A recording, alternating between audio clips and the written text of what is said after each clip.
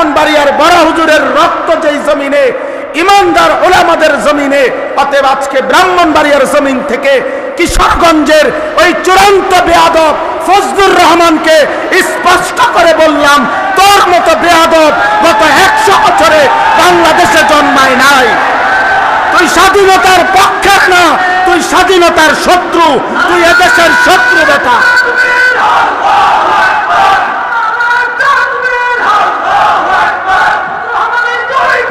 জুতা মারো তালে তালে।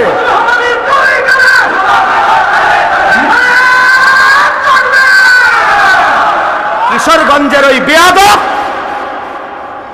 গত 60 বছরে তোর মতো বেয়াদবের মতো কথা বাংলাদেশে কোন নাস্তিক মুরতাদ, কোন স্বঘোষিত মুরতাদ এত বড় কথা বলে নাই। এদেশের মা বোনদেরকে বলছে যে আপনারা আলেমের সন্তান পেটে নিবেন না। আরে বেটা বেয়াদব, তোর মতো বেয়াদবকে, তোর মা বাপকে যদি কোন আলেমে দিন বিয়ে না পড়াইতো তো তুই ফজলুর রহমান কোন নেককার চরিত্রবান কোন পবিত্র নারীর ঘরে জন্ম নিতে পারতি না বেটা।